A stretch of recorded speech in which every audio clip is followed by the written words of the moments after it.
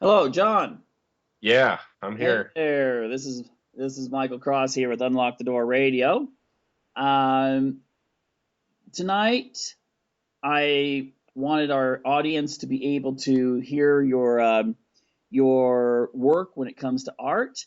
And well, what I'd like to do is start off with your work, the One Nation Under God. That's what caught my attention originally. That's when I first saw your work. Yeah, Uh, just tell the yeah, audience that was. about who you are and what got you started and what your motivations are in these excellent political paintings that you do. Thanks, Mike. Well, I've been an artist my whole life. Most of my professional career was doing landscape paintings, but let's see, it was in 2008. So, my goodness, that's been that long. 7 years ago, I got an inspiration to do the One Nation Under God painting, and that was the first time that I had ever done anything that was kind of in a political, patriotic sphere. And it was during the election, and I had found out that John McCain was going to be the nominee for the Republican Party. And I came back to my studio. I was totally depressed because of what I knew about McCain. And I remember going in there, and um, I was by myself, and I'm a religious artist too. I have that political slash religious side to me, and anyway, I was in my studio and I felt like saying a prayer. And I was like, God, what am I supposed to do? I mean, I'm just an artist. This is so depressing. And I looked up at my easel and I had kind of like a vision of this painting that I wanted to do. And it was very vivid. I sketched out what I saw in my mind, and I used that to kind of guide me as I did this enormous painting. It was probably about 7 feet wide, and that was the first time I did anything like this. And honestly, I didn't know what would come of it because it was so different than anything I'd done before. And my business partner at the time didn't want me to do it. He didn't think we'd sell any of them. So I did it not thinking that I would sell a single print or anything. I just wanted to paint it. And to this day, it's been probably one of my most successful images. Well, I would encourage listeners to just while we're doing the interview here, just look up on Google "One Nation Under God," John McNaughton, and and take a look at this. I mean, the detail and the symbolism here. I mean, you've got Jesus holding the Bill of Rights. Am I correct? The Constitution, yeah. Okay. And you've got some people looking towards him, it looks like for inspiration, others somewhat in despair, um, others ignoring him. So I assume that's a symbolism meaning ignoring both God or Jesus and also the founding fathers' words. Yeah, the painting's pretty loaded. It's got tons of imagery and symbolism, and I did it that way because I feel like that's a good way to get a message across, because people start asking questions. What does this mean? What does that mean? And sometimes the message that the painting conveys has been confusing to people. I've had professors write papers and have their students write papers about the painting. Cambridge even had a class where they spent a big time trying to explain what the painting was about, and most of the time they get it wrong Okay. because the painting was not meant to say that we should be a theocracy, or that we should be um, uh, that everybody in the country needs to follow Jesus, even though that would be nice. The purpose of the painting was simply to say that I believe the Constitution was divinely inspired, and that's why I have him holding the Constitution. And behind him are all these different patriots from the past, going back to the founding fathers, to different soldiers who've died in war, modern presidents who've already passed away, and they're speaking from the dust to the living Americans. and they're asking them to remember the sacrifices that they've done for our country and for what our Constitution stands for.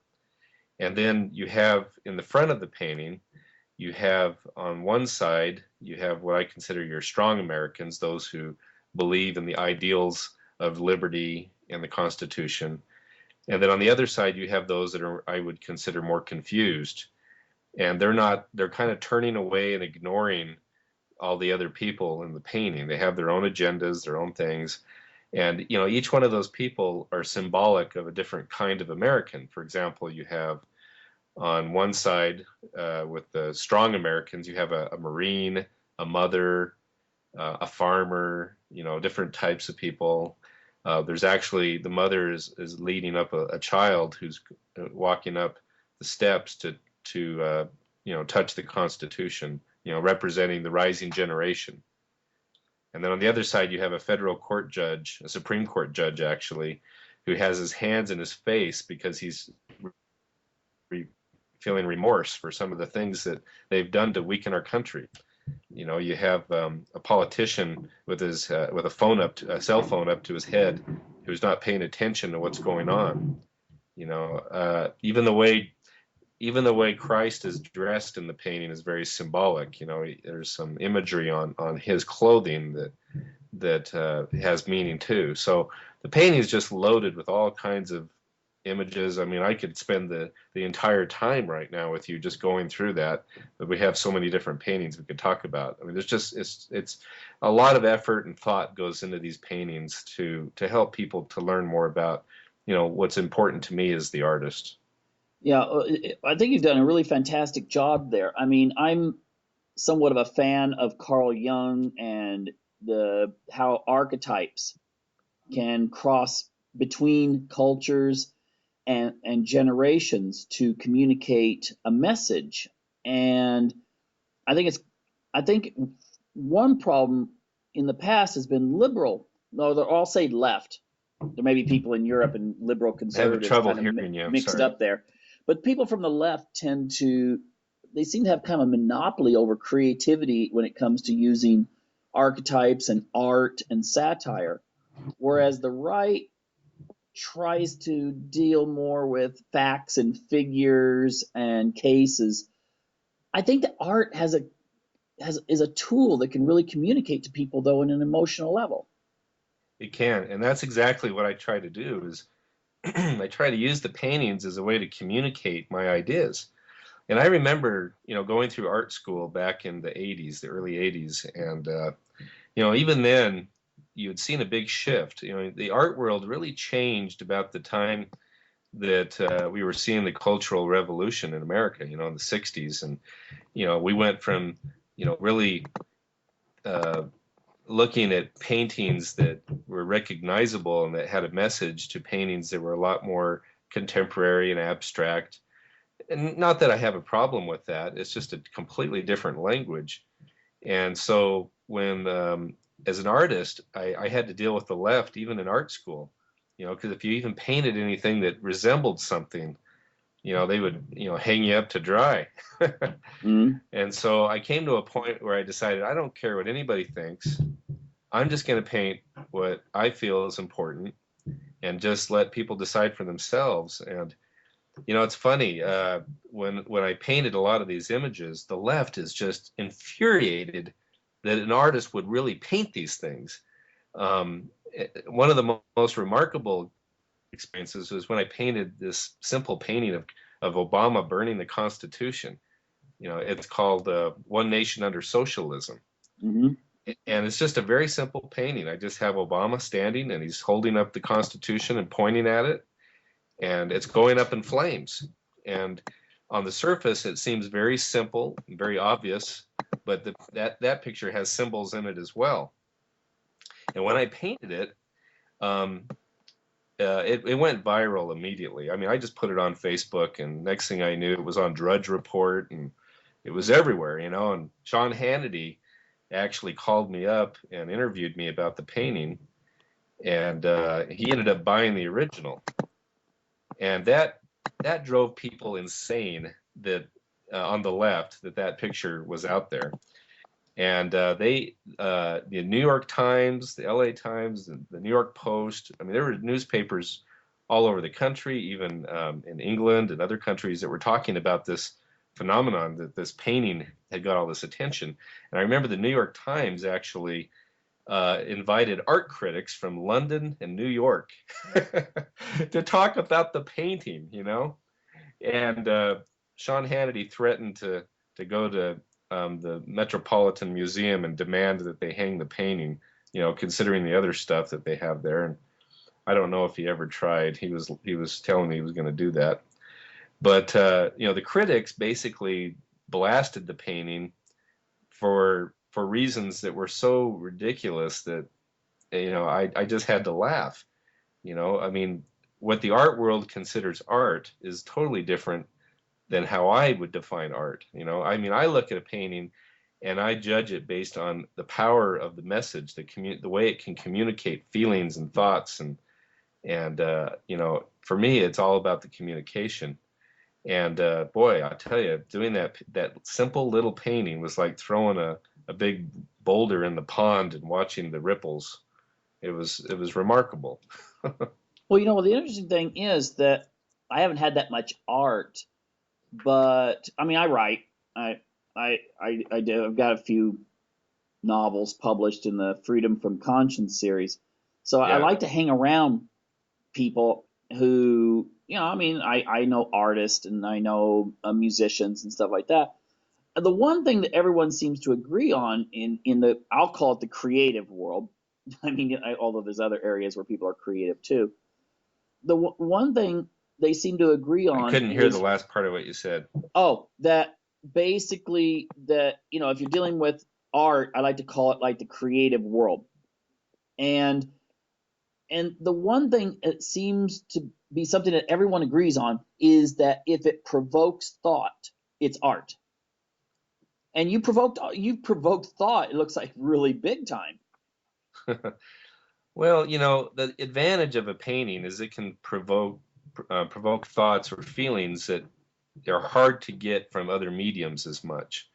And you can't ignore a painting. You know, when I come out with one of these pictures, um, you know, I mean, I could have written the same thing and it probably would have got lost in the blogosphere, but I do a painting and, you know, it communicates on so many levels. And I've learned, and this is one of the beauties of living in the modern world, is I can take this painting and I can write about it. I can do a video about it. I can do an interactive web page, which I've done on most of these paintings. And I use all these different medias to help with the message. And it gets spread to millions of people. You know, I have one video that's had over 5 million views already, and another one that's close to that, and the Drudge Report picks them up. I mean, everybody sees this and they think about it. I mean, that's the power of the media that we have today. And as a simple artist, I mean, I'm like a little one man band who just sits in my studio and I just do my own thing, but I'm able to communicate to millions of people how I feel. And, you know, I mean, even among conservatives, not everybody agrees with me, you know. But it gets people thinking, gets them talking, and that's really the purpose behind what I'm trying to do. One thing I really like about your painting there, for those who didn't catch it before, One Nation Under Socialism. Again, people can go to the official website. If you're listening to this, it's johnmcnaughton.com. If you're listening to this on YouTube, I'll have a link to your page. But the one thing that strikes me is in that painting, aside from just the Constitution burning, you also present Obama in a very formal, respectable suit. And I think many times people have an image that people that want to do away with certain protections and civil liberties and so forth are these crazed. They're either these dictators like someone in North Korea with some sort of communist uniform, or there's some crazed radicals, that dress like they just stepped out of Woodstock.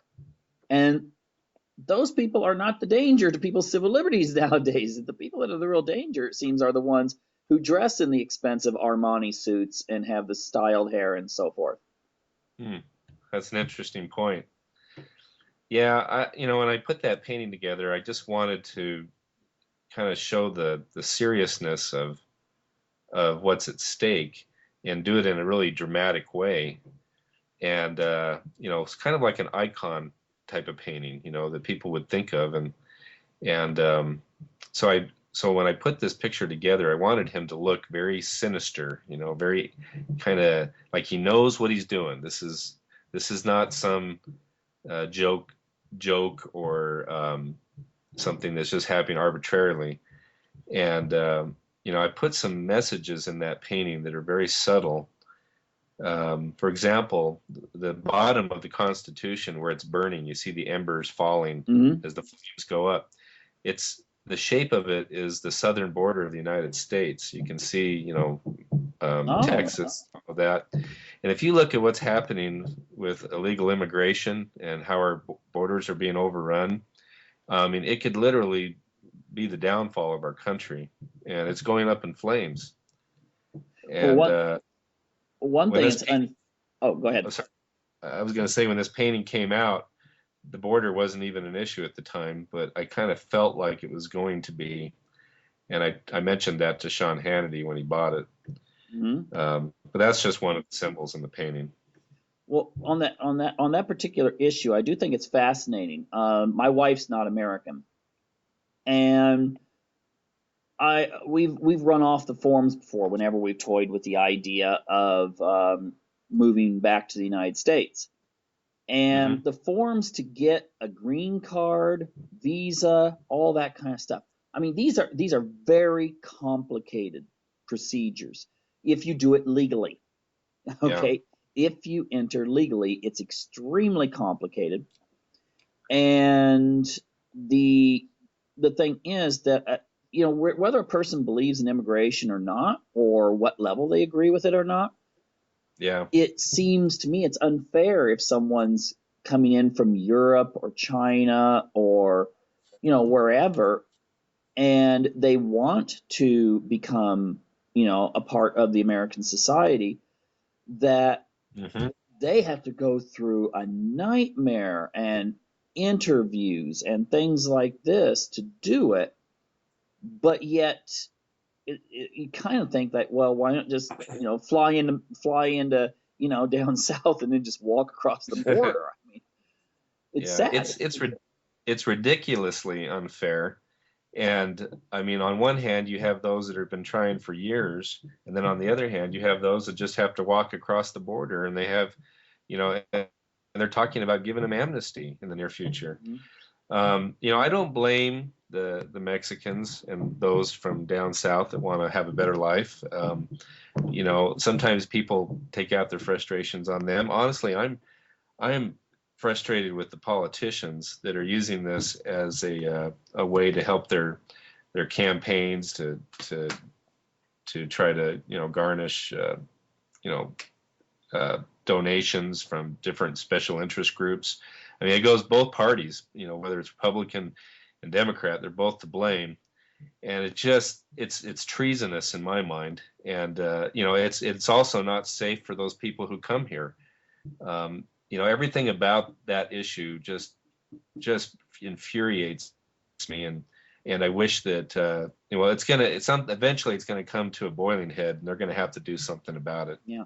Well, even countries within the EU that have a very liberal policy towards accepting people from other countries, there is still a process that has to be gone through, and it's very strict, the process that someone has to Yeah. go through. So it's not really, to me, I'm just talking that I'm not talking about this as even an immigration issue, because I don't even really see it as an immigration issue, because I see it as you have to have a policy that fits everybody fairly.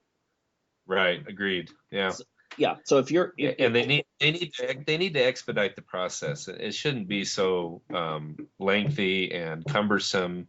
I mean, if you have somebody that has something they can offer to America, that something that would benefit our country.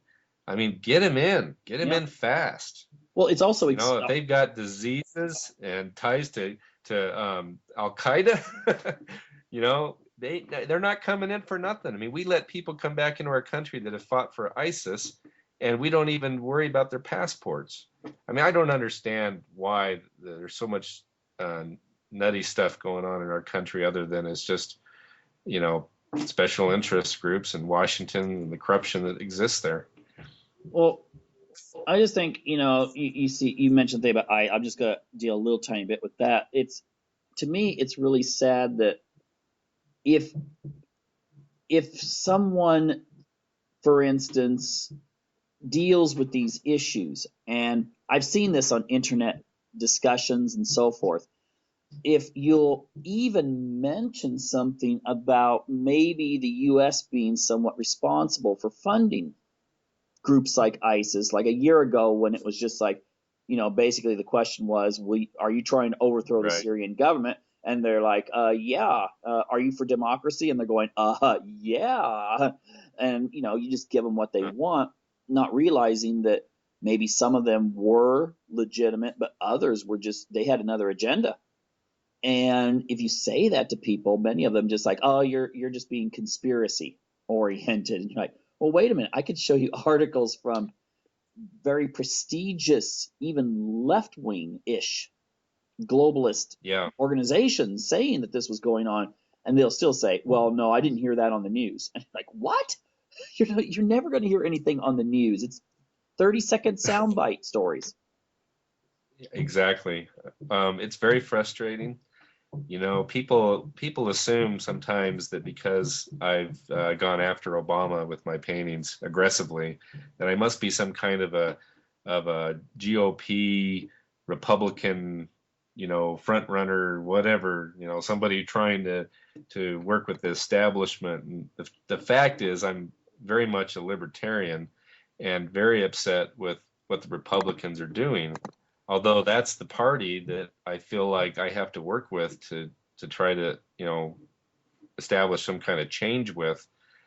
And you know, I see a lot of conservatives that are very mixed on foreign policy, especially when it comes to, you know, things like war and so forth. And so, you know, even those who follow me and like my work sometimes have very different opinions.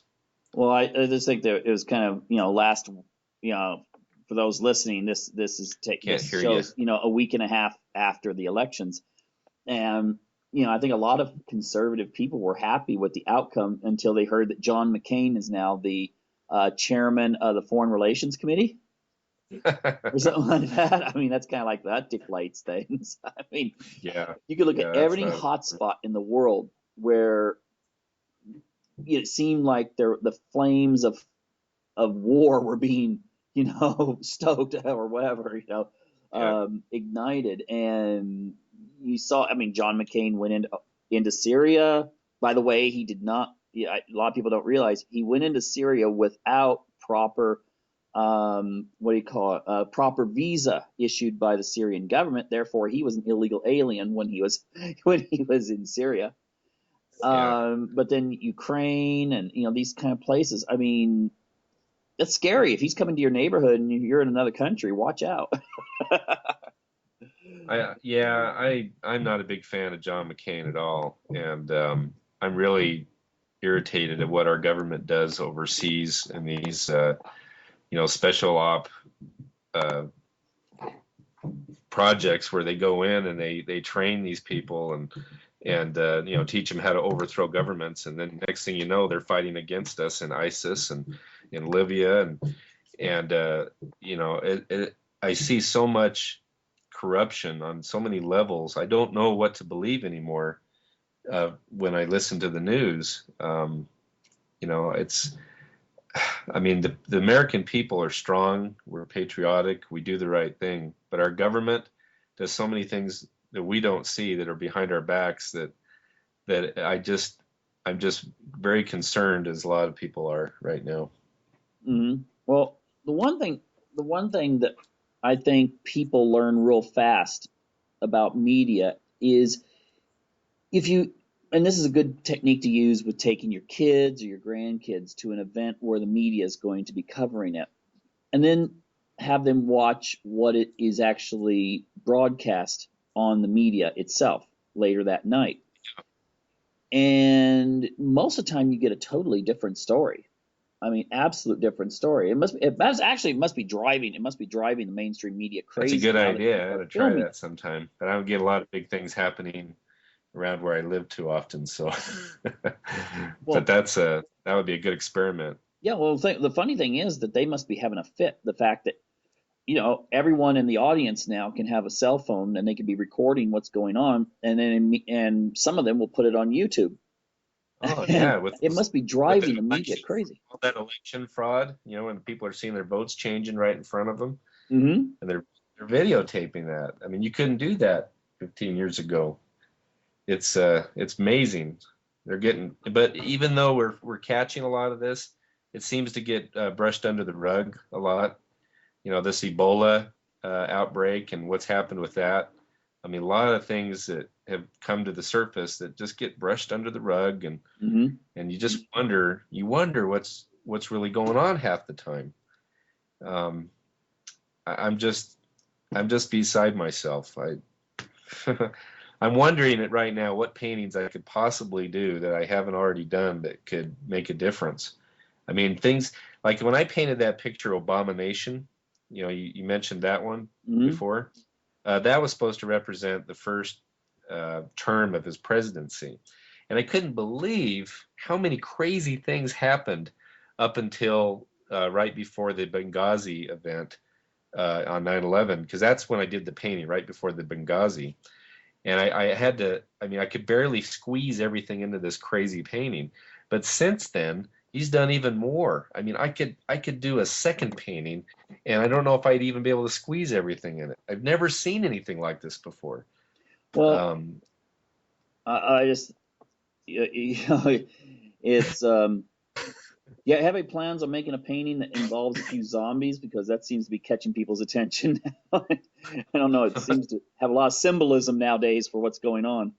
oh, well, I don't know. Sometimes I come close to doing one, and then I'll be like, I don't know. I mean, it's got to really resonate. It's got to be something that a lot of people are thinking, and yet it's got to be a little more than just a political cartoon. Yeah. Just a quick statement. And so I've got a few ideas for some paintings, and I may do them next year. But as an artist, when it hits you, you can't help yourself but paint it. And I haven't got to that point yet with a new one yet. Okay. Regard. So when it does, I'll be it'll feel like a landslide to me. I'll just be doing it day and night. So we'll see what happens. Really good. I just want to throw that thing in there. My daughter has watched a bit of The Walking Dead, and she's the one saying, "Hey, we need to have food storage. We need to be prepared in case things fall apart." And yeah, maybe there is something, in the collective Well, we unconsciousness. chuckle about it, but the honest truth is, everything is on the edge of a knife right now. I mean, our society is so fragile, and we don't even know it. I mean, there's so many scenarios that could push us over the edge, and the American people aren't prepared for most anything. I mean, you saw what happened with Sandy, the Hurricane Sandy and Katrina, and how those communities were just turned upside down, Mm-hmm. and they had to wait for the government to come in and help them. Well, what happens if our government is starting to shake and fall apart? I mean, you know what I'm talking about. I mean, Yeah. we're not in a good condition with our country. And I even read this morning that Russia just equaled our capacity in their nuclear weapons for the first time since the Cold War. They're right back up to where they were, and we've withdrawn from our weapons from NATO. The nuclear weapons we had there, and all these things that used to protect us and our allies to that extent are not what they used to be. And so there's a lot of things to be concerned about. Mm-hmm. Hey, you mentioned the thing about the symbols in Abomination. Now, again, listeners, please, go to Google and look up Abomination painting. Tell me a little bit about some of the symbols. Some of those I can recognize. I can see what you mean here. Some of them I don't Sure. totally understand. Well, you have Obama at his podium, Yeah, and what's like with the he's chicken? preaching. What's with the chicken? Well, the rooster is symbolic of Reverend Wright, saying is the chickens would come home to roost, Ah, and he said, GD America, and all of that. But it's also a symbol that we need to wake up. The rooster's calling. hmm.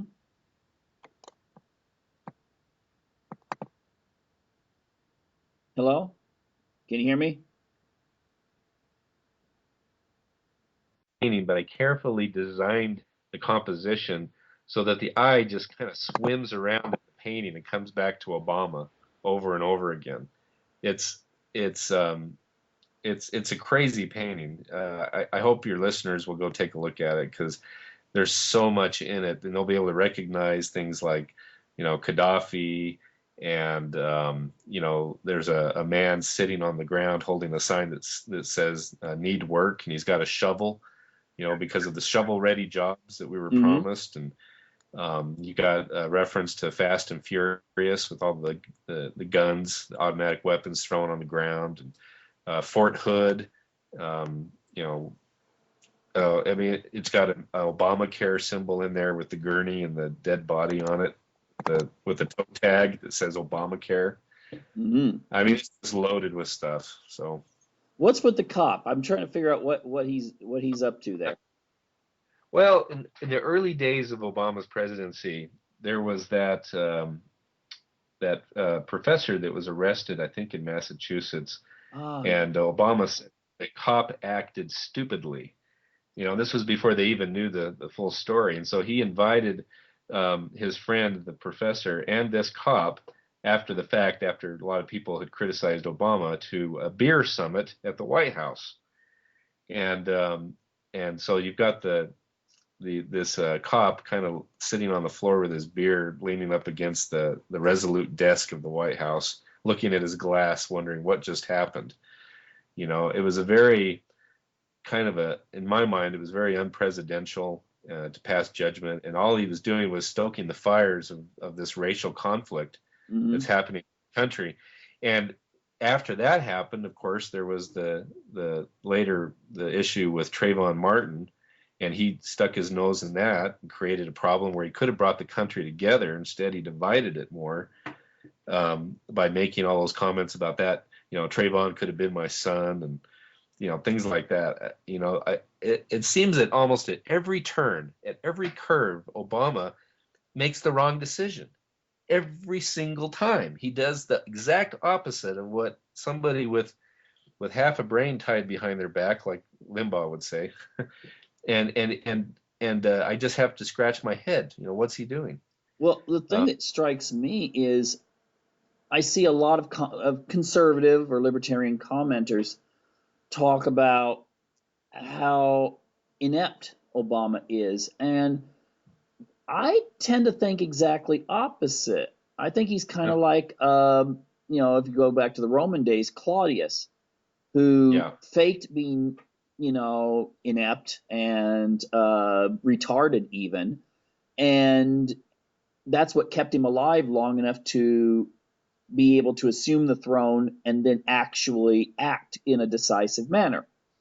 And I heard too yes, that George Bush, he took language lessons so he could have that kind of Texan accent.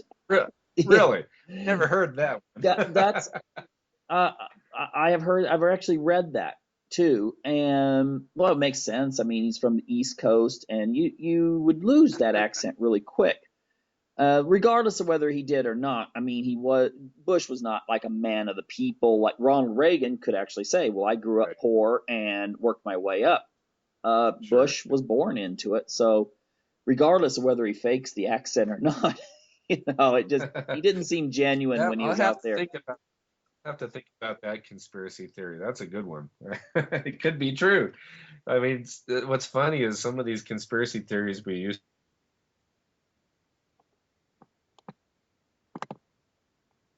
Yeah, I didn't catch that last sentence.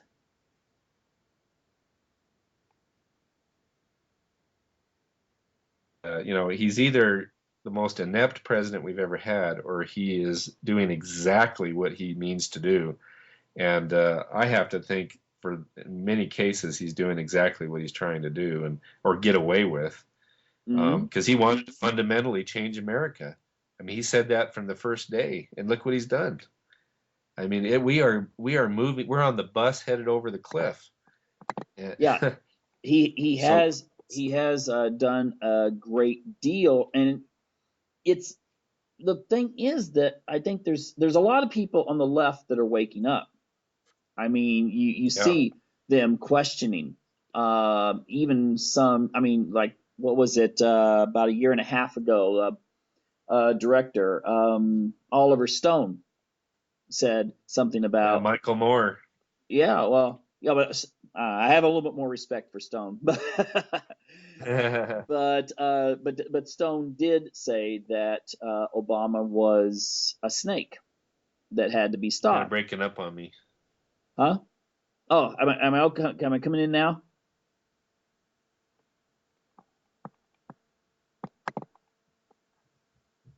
Is it coming in now? Yeah, it's still Okay. kind of choppy. Okay.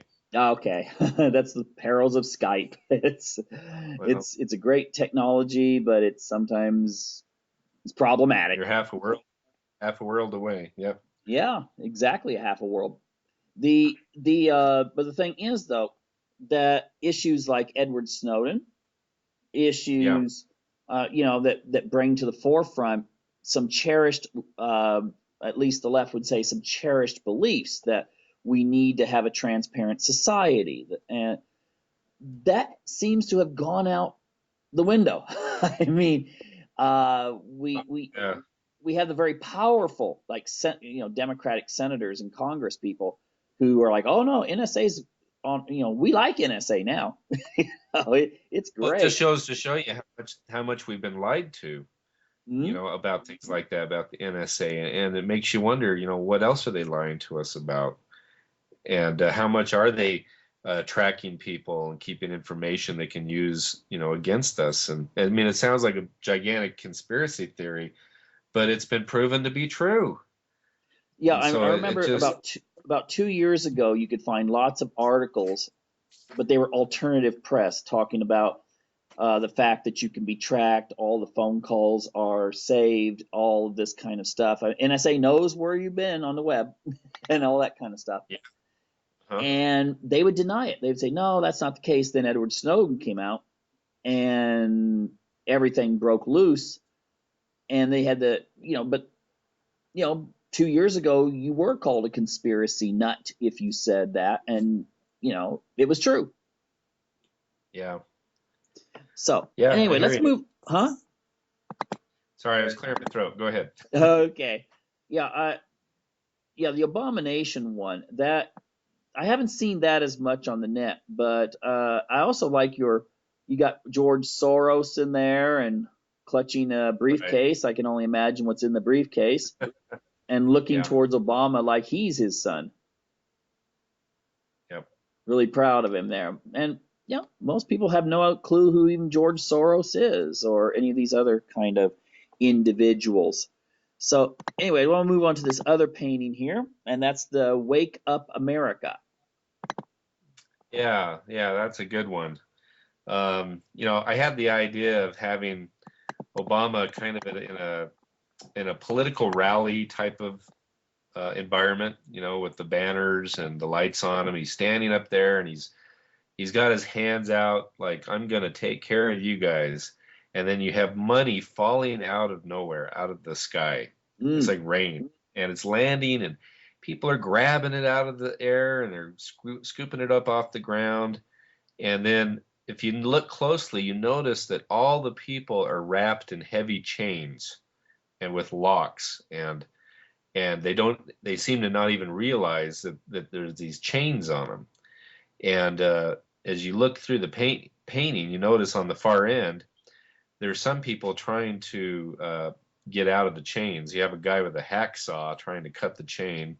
Mm. He happens to be the same person that was in the Forgotten Man painting, which is also a well-known painting I did of the man on the bench with Obama standing on the Constitution.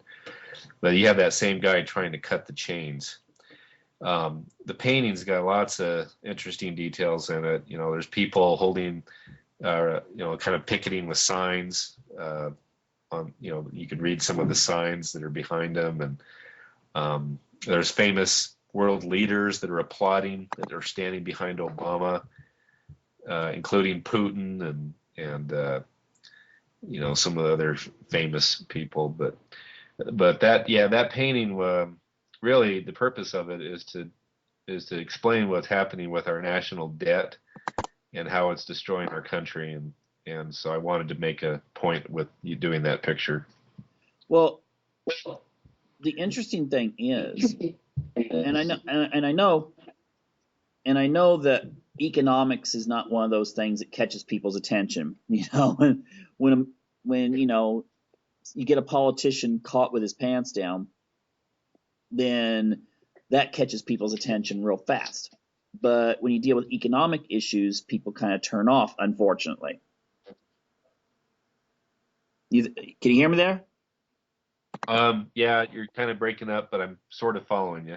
Okay. Well, the thing is, though, that very few people really get into economic issues. That's not what they pick up the newspaper, for those that still read newspapers, are looking for. Right. But your symbol there of like the Saudi Arabian guy, that easily can refer to, if people can look up things about the petrodollar, and and how the dollar is kept up with the fact that it's a reserve currency. Then you got the Chinese, they're financing our debt. And irony is they're paying for many of the things that we build state, military bases out in the Pacific, and kind of the Chinese are inadvertently funding them because they're loaning us the money to do it. Yeah. I mean, if people actually realize, they don't even have to go into the Federal Reserve, just the fact that but that's an interesting subject, but just how much money we owe the Chinese and the Saudi Arabians. We owe money to Russia even. Yeah, that's why they're all in the painting, standing in the background. Mm-hmm. They're applauding. They don't mind that our country is headed down a dark path, because they're going to enrich themselves along the way. Eventually, I'm sure Russia and China and a lot of these other countries would like to see us step down as the world currency, which, you referred to the petrodollar and how that affects all that.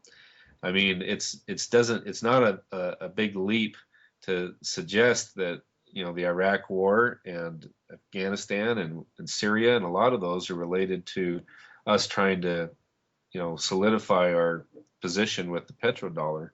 Mm-hmm. So, yeah, it's there's a lot going on behind the scenes, and using these paintings, I try to get people thinking about these things, and they come in at different levels. First somebody will look at the painting and say, well, that's interesting. We're wrapped up in chains and getting money. Yeah, there's some problem there.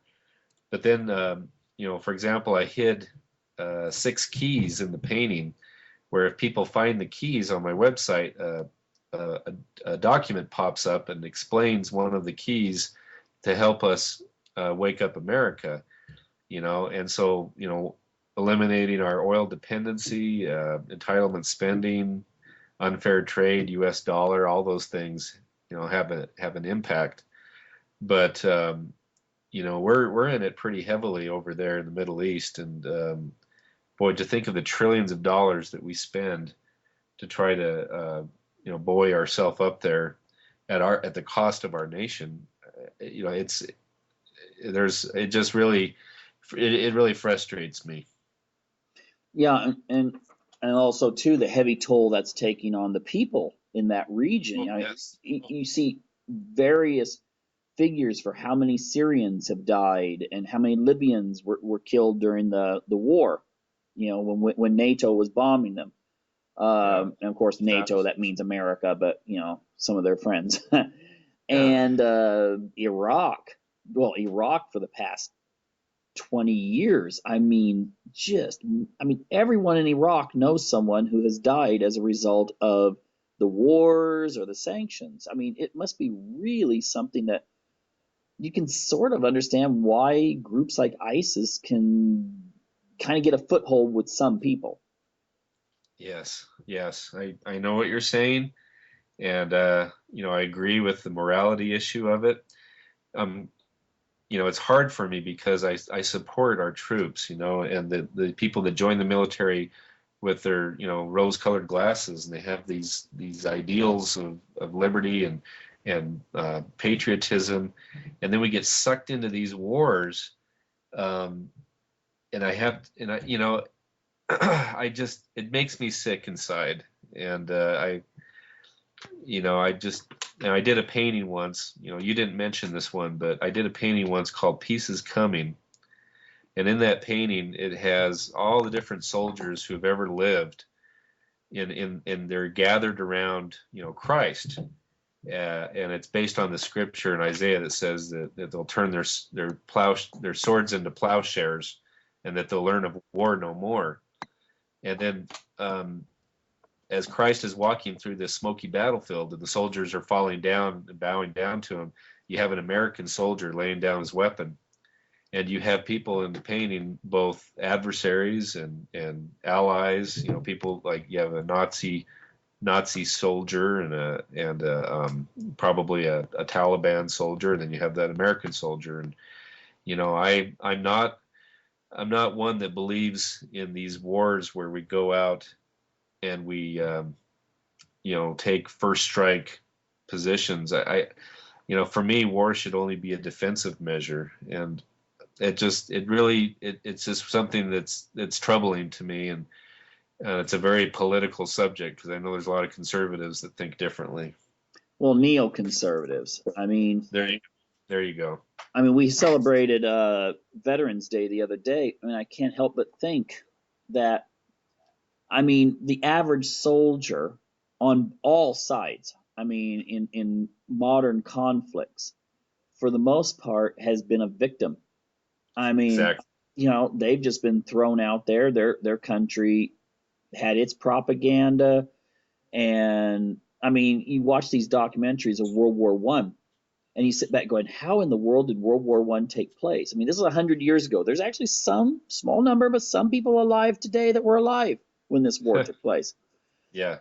And the thing is that it seemed so illogical, but you could see if you watch these documentaries and read up on it that it was just the people that were making a fortune were the ones making arms and The and warmongers. everything that was involved with fighting the war. They were safe. They were just sitting back in London or later Washington, and they were just raking in the cash, whereas men were being killed on every side. And then later you had the Spanish flu epidemic that came in as an opportunistic disease for the most part and just wiped Yeah. out massive numbers of civilian men, women, and children. Yeah, I've read some of the history behind that, and there's a lot of you know history that points to a conspiracy involving that, and I don't know enough about it that I could be an authority, but I do feel that there's definitely a lot involved in these wars and these epidemics that are going on behind the scenes. I've just over the years I've got to the point where I just don't believe every single thing that they tell me in the history book or on the History Channel or there's just so much going on, and fortunately we have the internet, and if we dig a little deeper, we can find things. Not everything's true on the internet, but we live in an amazing time where people can make a difference politically that normally couldn't. Somebody who's an artist like myself can sit in my little studio and paint a picture that affects millions of people.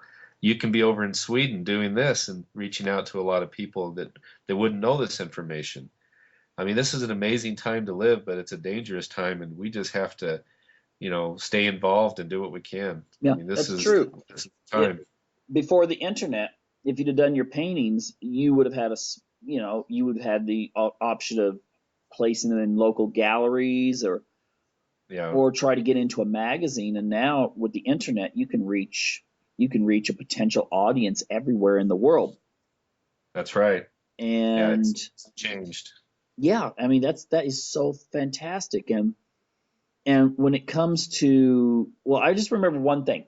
I don't know if you remember this, but when Ron Paul was in a debate with the other Republican candidates in the 2012 primaries, Yeah, they were in this group, and these people had to be really well educated. Okay, these were political activists for the Republican Party. yeah. Okay, I've been involved in the Republican Party. These people are smart. Okay, they're not just Yeah. someone you pulled off the street for like one of those Jay Leno jaywalking episodes.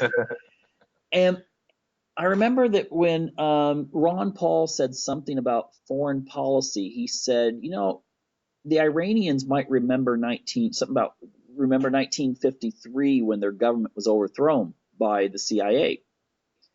And the thing is, that's mainstream history. I mean, that's not something like, yeah, right, uh-huh.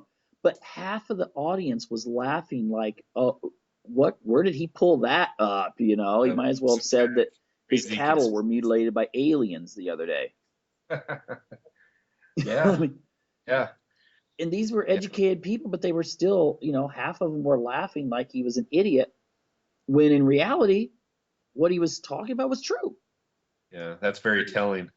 Also during those debates, sometimes he would get enormous applause, and they would cut it out of the TV program, so the people in America weren't aware of how much people were really following Ron Paul at the time. Oh, they did everything. I remember how they cropped when he would have some event where he had like 20,000 people, they would crop the picture so it looked like he only had maybe a couple hundred in Yeah, attendance. I mean, it seemed like everyone was out to silence this guy.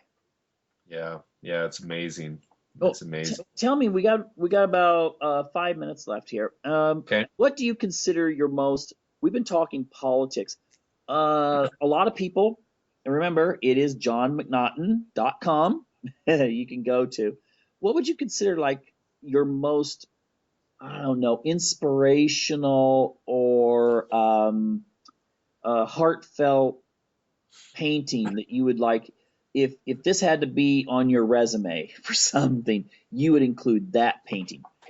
Huh. That's an interesting question. I am a religious painter, and it's not that I planned, a career around doing this. I just paint things that are special to me and that speak to my heart.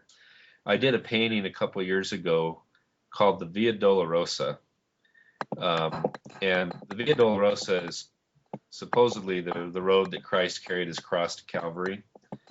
And I went over there to Israel and I saw this place, and I had this idea for a painting where I had Christ carrying his cross through the Via Dolorosa, but instead of having it in the historical setting, I decided to put all these people from history around him that have had an impact on Christianity for good or evil.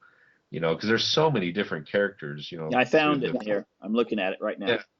And it's a very personal painting. People see it sometimes, they go, "What is that about?" Because right in the middle, you have this guy in a suit, and he's standing there, and he's got one hand on the shoulder of Christ, and another hand he's got up, kind of up in the air, like he's telling people to be quiet. And for me, this painting represents that each one of us has to make a choice how we're going to stand up for what we believe, particularly Christians.